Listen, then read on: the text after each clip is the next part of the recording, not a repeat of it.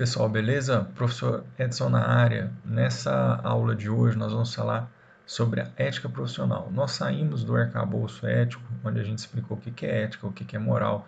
Nós saímos do campo da filosofia, né, antiga e viemos até a filosofia moderna.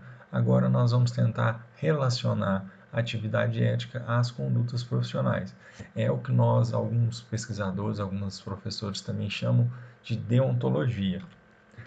Porque da necessidade de estudar ética ao profissional da informática, ao profissional da análise e desenvolvimento de sistemas, né? Nós temos algumas preocupações, nós precisamos ter em mente algumas preocupações, como por exemplo a privacidade de dados. Os funcionários, as pessoas ligadas às grandes tecnologias, ela tem acesso a grandes bases de dados. E existe uma comercialização velada dessas bases de dados. Nós vemos aí na grande mídia, né, pessoas que vendem de determinadas empresas, às vezes até do próprio ramo bancário, né, vendem determinada base de dados para empresas de telemarketing. Essas empresas fazem as ligações em busca de vender seus produtos e serviços. Até recentemente no Fantástico a gente viu como isso é feito, né?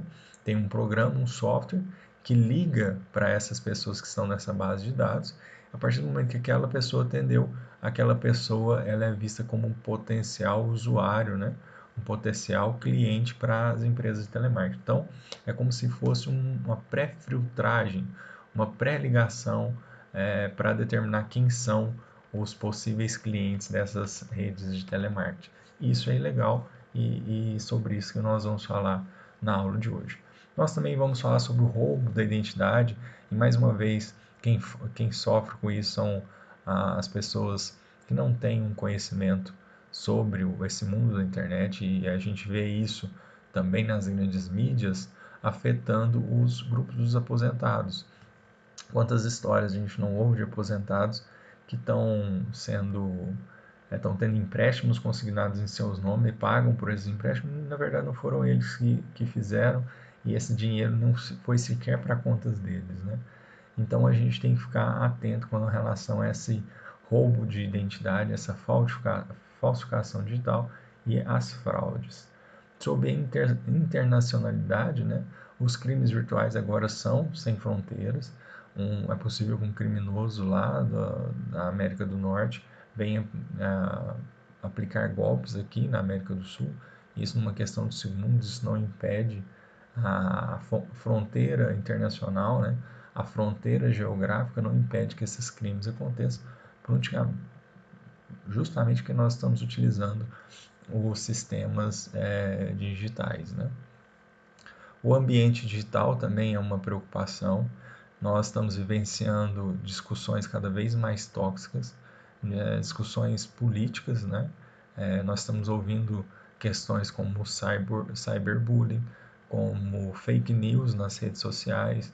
Então, é interessante que a gente traga também essas questões para os operadores da tecnologia, para os analistas e desenvolvedores de software. Joia? Nós também precisamos falar e comentar sobre plágio e pirataria.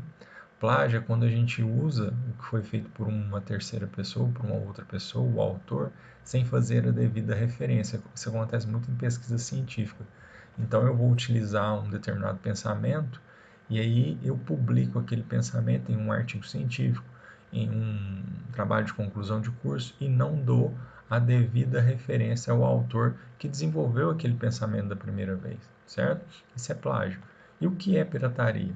É quando eu copio essa parte, por exemplo, vocês desenvolvedores de software, né? Vocês copiam um determinado software, começam a vender esse software, vocês estão fazendo de forma pirata, não estão dando os créditos nem os direitos econômicos para a pessoa que desenvolveu aquele software.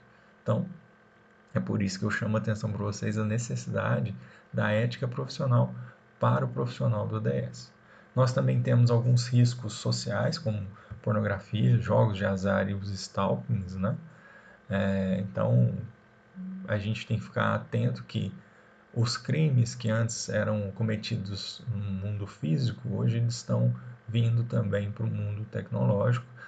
nós vimos aí questões com a pornografia, nós vimos digitais influencers sendo chamados na Câmara dos Deputados para falar sobre o jogo do tigrinho, né? E nós também temos a relação do stalking, né? Que inclusive é motivadora de série no Netflix. Então nós temos lá um ator famoso lá, até bonitão, que faz o stalking com determinadas pessoas. Então a gente tem que ficar atento a esses tipos de crimes, entender que isso é crime na hora de fazer a nossa profissão, certo? E aí eu trago para vocês uma coisa aqui, um entendimento, né? Que às vezes por vocês não serem profissionais especificamente do direito pode ter uma confusão, né, dentro de vocês, e eu trouxe essa diferença para vocês entenderem qual é a diferença entre furto e roubo, e entender que às vezes o golpe, né, a fraude que os aposentados estão vivenciando, ou questões de stalking, ou questões de fake news, podem ser crimes até considerados graves, né? Então vamos pegar o roubo, né? O furto, né? Nas redes sociais, a fraude contra o dinheiro dos aposentados, por exemplo. Nós temos o que é furto. Furto é subtrair para si ou para outro coisa alheia móvel. O dinheiro é uma coisa alheia móvel, tá? Então quando eu subtraio o dinheiro para mim ou para outro, eu estou provocando, eu estou acarretando o furto, eu estou cumprindo a tipificadora do furto, certo? Qual que é a pena? A reclusão de 1 a 4 anos e pena de multa. Do outro lado, nós temos o roubo, que é subtrair coisa alheia móvel, da mesma forma que o furto, né? Só que agora é mediante grave ameaça ou violência à pessoa, ou após havê-la por qualquer meio reduzido à sua impossibilidade. Aí a gente já observa que a pena de reclusão já não é mais de 1 a 4, é de 4 a 10. E qual que é a diferença disso? Crimes que vão até 4 anos, e aí a gente vê o furto, né? Vê esse como crime de furto sendo um crime desse que vai no máximo a 4 anos, podem ser começados ao cumprimento de pena em regime semiaberto. Crimes maiores de 4 anos, né, que têm sua pena inicial em penas maiores de que 4 anos, o regime inicial de cumprimento de pena é no regime fechado. Então a pessoa realmente vai pegar cadeia, como se diz, né? Então eu queria que vocês tivessem esse entendimento. Então aquela ligação ou o golpe do WhatsApp, né, que fala assim, ó, fulano de tal, eu sou seu filho, bota a foto do filho, né? Ô pai, eu estou precisando de um dinheiro, me faz um Pix aí e tal, e a pessoa pega e faz o Pix, ou então coloca um crédito no celular, você fez o quê? Você ou fez uma grave ameaça de falar que seu filho estava numa situação de crise, né? Ou você enganou a pessoa e você reduziu a impossibilidade de resistência daquela pessoa. E aí a sua pena, que o seu crime que antes era furto, agora passa a ser roubo. E aí você ficaria em um regime inicialmente fechado. É isso que eu quero que vocês entendam. Então, vocês precisam entender muito bem o que é o furto, o que é o roubo, para vocês conseguirem levar isso para o dia a dia de vocês, enquanto analistas e desenvolvedores de sistema, se os sistemas que vocês estão desenvolvendo podem ser utilizados por pessoas de má índole, né, que poderiam vir a cometer esses tipos de crimes, certo? Também como ética profissional, a ética profissional voltada para o campo da tecnologia, nós temos dois casos, né? Dois estudos de casos que eu gostaria de falar com vocês. Um é o caso da Continental Can e a aposentadoria. Isso foi lá na década de 90, né? Foi como se fosse uma planilha, nem foi um software muito elaborado. O que eles tinham? Os profissionais da Continental Can, o pessoal do RH da empresa, eles criaram uma planilha e nessa planilha, à medida que a pessoa fosse chegando perto de se aposentar, a, o RH ele era informado, ó, fulano de tal está próximo de se aposentar. Criava meio que um alerta na planilha e o pessoal do RH mandava aquela pessoa embora. Uma forma de proteger as verbas de aposentadoria da Continental Can. Então, se ele mandasse embora antes da pessoa se aposentar, ela não precisaria utilizar o fundo de aposentadoria da empresa, da Continental Can, para aquele indivíduo, e aquele indivíduo iria se aposentar em outra empresa, certo? Então, é uma planilha, hoje nós conseguimos fazer isso com uma planilha simples, mas na época foi feita por um programa e o pessoal do RH da Continental Can descobriu e foi um escândalo da época. Outra questão que nós temos é a Revlon e a Logistics Inc. A softwares bomba, né? Foi o que nós conhecemos por sabotagem, né? Uma empresa, ela de algum jeito ela incorpora um vírus no sistema da outra empresa, provocando o quê? Provocando que o sistema daquela segunda empresa trave e ela não consiga desempenhar os seus serviços. E aí é como se fosse um vírus, né? Não precisa necessariamente roubar dados, mas simplesmente travando o sistema de uma empresa concorrente, eu estou provocando, eu estou sabotando as operações dessa empresa e a gente tem que ficar atento, vocês principalmente enquanto desenvolvedores de software, se o software de vocês pode ser desenvolvido, pode ser utilizado para isso, né, para esse tipo de fraude. E vocês, enquanto funcionários de determinada empresa, vocês têm que pensar em como coibir esse tipo de coisa, essas sabotagens, esses crimes industriais, certo?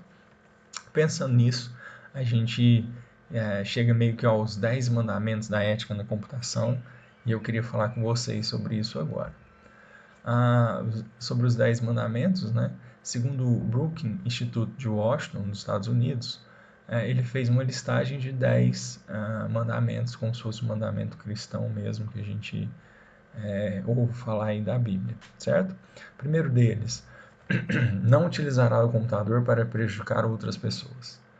Não interferirá com o trabalho em suporte informático de outras pessoas. Não espreitarás os arquivos de informática de outras pessoas. Não utilizará o computador para roubar. Não utilizarás o computador para prestar falso testemunho. Não copiarás ou utilizarás softwares proprietários que não pagaste. Então, aquelas pessoas, aquelas instituições que às vezes utilizam Windows, utilizam Word, Excel sem pagar por aquilo, por isso a gente tem o BR Office, o BR Calc. Então, vocês, enquanto operadores, enquanto funcionários dessa empresa, vocês têm que ficar atentos quanto a isso, certo? Que mais? Sétimo, não utilizará recursos de informática de outra pessoa sem a devida autorização. Então, vocês às vezes pegam um pedaço de um código de programação de uma outra pessoa, sem que essa pessoa te autorize a fazer, a copiar essa parte desses dados, né? Não te apropriará de produção intelectual de outras pessoas. Pensarás nas consequências sociais dos programas que está desenvolvendo, que está escrevendo, principalmente para vocês, análise de desenvolvedores de softwares. Utilizará sempre o computador de maneira segura, a assegurar o respeito e a consideração pelos seus semelhantes. Então, esses códigos de ética profissionais dos profissionais de informática, eles existem sempre.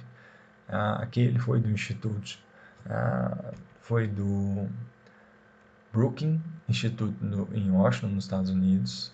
Nós temos também o Código de Ética e Conduta Profissional da ACM, que é uma empresa, seria mais uma cooperativa, né? Tipo como se fosse uma associação de pessoal, das pessoas que utilizam o computador na associação para computação, né? Então, os computadores eles são vistos como os desenvolvedores das novas tecnologias. As empresas que mais utilizam se juntaram e fizeram um código de ética para a utilização desses computadores no dia a dia das empresas. Então, o que esse código de ética da ACM ele traz, né? Ele traz 4 seções com imperativos de modo geral, como aqueles não roubarás, não utilizará código de outros, né? Ele traz também uma seção sobre a responsabilidade dos profissionais de forma mais específica. Ele traz imperativos de liderança organizacional e comprometimentos com códigos, certo? Considerações éticas fundamentais como bem-estar, honestidade, imparcialidade, discriminação, o que é uma propriedade intelectual, fala sobre honrar direitos de propriedade como os copyrights e patentes, né? O que mais? E aí a gente chega, eu falei para vocês aí brevemente, mas eu peço que vocês já pensem sobre o que é um copyright. É um direito autoral, a propriedade literária, que concede ao autor de trabalhos originais direitos exclusivos de sua exploração de uma obra artística, literária ou científica, proibindo a sua reprodução por qualquer meio. É um tipo de direito intelectual. Então, vocês observem aí que eu não falei hora nenhuma sobre softwares, sobre programas de computação.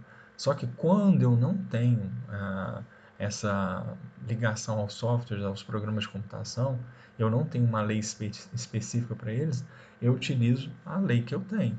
E a lei dos copyrights, ela fala sobre a produção, sobre a exploração de obras artísticas, literárias e científicas. E, por uma analogia, nós incluímos aqui softwares e programas de computador também. É um direito intelectual. Então, quando vocês estiverem nas redes sociais e ver determinado Reels e forem copiar para a empresa de vocês, vocês têm que ficar atentos quanto à existência ou não de copyrights. Ou quando vocês forem desenvolver determinado software e aí vocês utilizam um software que não seja livre, né? Um software pago e você usa uma parte desse código no seu programa, na sua programação, isso vocês podem estar infringindo os direitos de copyright. O que isso ah, provoca, né? Provoca indenizações por danos morais, por danos financeiros. Então, eu estou aqui explicando para vocês de forma que vocês se protejam disso na atuação profissional de vocês.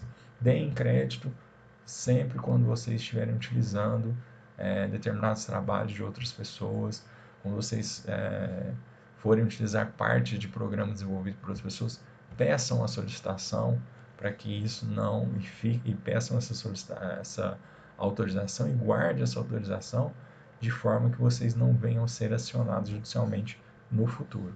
Joia? Em termos de política do profissional da informática, nós tivemos aqui no Brasil a Lei 7.232 de 84, que falava sobre esse atendimento ético do profissional da informática. Isso não foi voltado especificamente para as empresas privadas, era mais para órgãos públicos. Mas como nós não tivemos uma lei voltada para empresas privadas, essa lei passou a ser observada tanto para profissionais de órgãos públicos, e aí nós temos profissionais que trabalham na Receita Federal, em data centers, né, ligados ao governo, né, e nós temos também que essa legislação é aplicada para profissionais da iniciativa privada. Joia? E emandados, né, que é a Federação Nacional dos Empregados de Empresas e Órgãos Públicos e Privados de Processamento de Dados. Vejam, foi meio que atualizado também para órgãos privados, serviços de informática e similares. Joia? Foi fundada foi fundada pela Central Única dos Trabalhadores, pela CUT, em 1989. Por que nós precisamos pensar nas questões de ética profissão? Porque nós estamos vivendo em um momento evolucionista. Nós temos questões como a robótica, como a cyberrobótica, né? Nós temos, por exemplo, uma questão de prótese.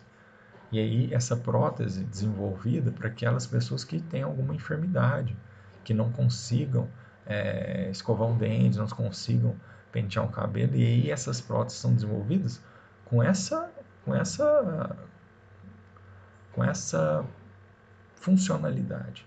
Mas nós não podemos duvidar de que essas próteses cibernéticas, essas próteses de robótica também estão sendo desenvolvidas para uso militar, certo? Então a gente tem que pensar como profissionais de tecnologia aonde o nosso trabalho pode impactar. Se é só numa questão moralmente aceita, ou se isso vai impactar também questões que não são morais, que não são éticas, como o uso militar.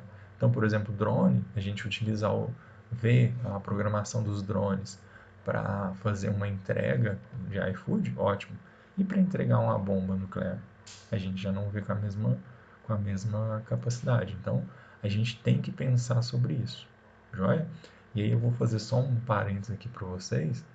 Ah, alguns historiadores falam que o Santos Dumont ele ficou meio que deprimido quando viu que seu invento, o avião, estava sendo utilizado para jogar bombas na guerra, né? Então vocês têm que pensar, enquanto estiverem desenvolvendo o programa, o software de vocês, se existe alguma ferramenta que inibe que o software de vocês seja utilizado para questões não éticas, não morais. Então é isso que é esse tipo de pensamento que eu peço para vocês, né? E aí vocês pensarem em outras coisas além da nanotecnologia, das questões das próteses que eu falei para vocês. Agora nós temos a IA. Então eu sei que vocês podem também utilizar a IA para ajudar vocês nos códigos de programação e tudo mais, mas eu queria que vocês refletissem sobre esse uso do ponto de vista ético. Se vocês estão utilizando trabalhos de alguém, porque nós temos que pensar que a IA ela não cria, ela copia de outras pessoas. Será que nós não estamos, quando a gente pede ajuda para criar determinado código de computação, será que a gente não está utilizando o código de alguém? Será que qual os desmembramentos jurídicos disso? Convido vocês a fazer esse pensamento sobre a profissão de vocês, sobre a ética, sobre essas questões, né, de humanização, a relação entre humanos e máquina, a dependência das tecnologias e as nanotecnologias, as questões dos ciborgues, as IAs e também as questões da utilização da IA na atividade profissional de vocês. Certo? Abraço e até a próxima.